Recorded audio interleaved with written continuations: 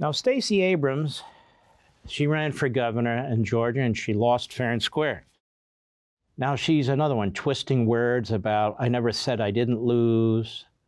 What I said is it wasn't fair and square. The system is not right. And she has said that she had opposed, voter ID, and then later she said she didn't, but of course she did. You had record turnout in 2020 in Georgia. You had record turnout in 2018. There's no voter suppression going on in the state of Georgia. She brought a lawsuit in federal court challenging the Republican state legislature's new legislation on their voting system, which is more liberal than the voting system in Democrat-controlled Delaware, where Joe Biden pulled the strings on everything, believe it or not. And then you had all these phony corporatists who left the state or who boycotted the state, you'll remember, in the Major League Baseball All-Star game. So she brings this federal lawsuit, winds up in front of a federal judge who was appointed by Barack Obama. And it's a long opinion, and in the end, what does he say? He says the voting system is not suppressing people, and it's not racist. She lost. She lost. Now, doesn't stop her from lying. Doesn't stop her from lying. And part of the reason this country is so divided is because of the Democrat Party and their endless lies, and their media mouthpieces and surrogates and their endless lies. We'd be a much more united country if it wasn't for them. They thrive on division. So here we have it on MSNBC. Let's take a look. Go. Brian Kemp has been lionized for simply not committing treason.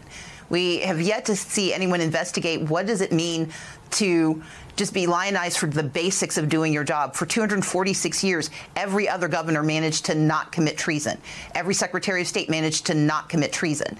But what he has done is be the architect of a voter suppression law that is already harming Georgians this year. 64,000 people have had their right to vote challenged, including groups, white supremacist groups who've used the Brian. Okay, stop. Look at the language she uses. The Republicans leading the state of Georgia are pretty much rhinos, sort of center-right or even center Republicans. She talks about voter suppression. There's no evidence of voter suppression. She talks about the challenges. What's happening is, as a matter of federal law, please listen to me, state voter rolls are supposed to be thoroughly examined as a matter of federal law, passed by Congress and signed by a prior president and prior to Trump. The states are supposed to do this on a regular basis. It's either annual or every 2 years, to make sure that people who've died are off the lists, to make sure people aren't on the list twice in one precinct or another, to try and prevent people from being on one state list or another. Why? Because people vote a lot of times in federal elections, and the federal government wants to make sure they're clean elections too. So that's what she's calling voter suppression. And she's never challenged. She's calling that voter suppression, following federal law. Why isn't she considered an insurrectionist? Go ahead. To challenge the right to vote for black and brown voters across the state of Georgia. And once again, Brian Kemp's It's not just black and brown voters. We don't even know if they are alive. Just keep in mind, the Democrat Party wants to take all the guardrails off the voting system. We know that because that's what they proposed when they took over this recent election cycle. It was the first bill Pelosi proposed, H.R. 1. All the guardrails off, all the identification out, all voter ID out. You could actually register to vote if you're 16 or 17, just to get ready for when you're 18 years old to vote. You don't have to vote in your own precinct, which means it's impossible to know if you're voting even the address that you have, and you're not required to show the address that you have.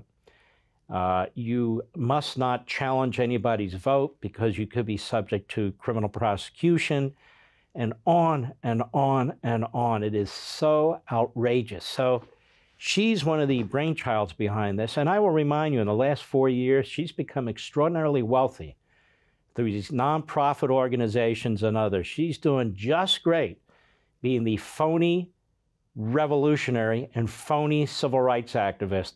She is a fraud and a phony. Go. Keeps him silent. He signed this law, proud of it, claiming that he did so because it was necessary, when he admitted during his primary that he only did it because he was frustrated by the results of the election. He is a voter suppressor architect, and he has continued to attack the right to vote in the state of Georgia. So she's trying to lay the foundation once again that if Governor Brian Kemp is reelected, that the election is fraudulent. Now, this is the thing. You hear this from the propaganda, corrupt media, day in and day out, giving voice to these Democrats. It was 2016 when they said the vote was fraudulent and the Russians elected Trump, and they would not accept Trump as president. It was 2000 when the Supreme Court intervened because of the rogue Florida Supreme Court and the endless litigation Al Gore and the Democrats were bringing in that state to try and win the Electoral College, where they didn't accept the outcome of that election either. It was 2004 where members of this so-called January 6th committee raised objections to the electoral votes coming out of Ohio. Even though Bush won Ohio by 30 or 40,000 votes, they objected to the electors, and they believed the election should have been thrown to John Kerry. That includes Benny Thompson, the chairman. That includes Jamie Raskin, a member of this committee. So that's 2000, 2004, 2016, where the Democrats claimed those elections were illegitimate. And I want to remind you, it was the Democrats in the lead up to the 2020 election who kept talking about the post office and how the Postmaster General was removing mailboxes in mostly minority communities to make it more and more difficult for minorities to vote by absentee ballot. Remember all that? I remember all that. And that the post office wasn't capable of handling the votes. And so they were trying to set up the narrative that if Trump won in 2020, the election was illegitimate. So Trump raises, in many cases, I think, legitimate questions, certainly when they come to the Constitution of the United States that we've talked about, where governors and courts and unelected bureaucrats are changing the election rules in violation of the federal Constitution. Nobody had a problem with that on the left. And now, of course, they turn around and say, you reject democracy. You reject the Constitution. Because this is what we're dealing with, these poisonous, cancerous propagandists in the Democrat Party. I've had enough of her. Want to see more Mark Levin? Go to LevinTV.com and subscribe now.